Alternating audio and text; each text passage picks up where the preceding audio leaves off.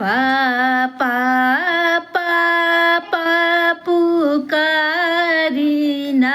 पापा ना बोलले हो। पापा के बल जोरी सिंदूर बर डालेला हो। पापा के बल जोरी सिंदूर बर डालेला हो।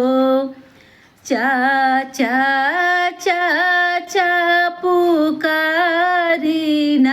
चाचा ना बोलले हो। चाचा के बल जोरी सिंदूर बर डालेला हो।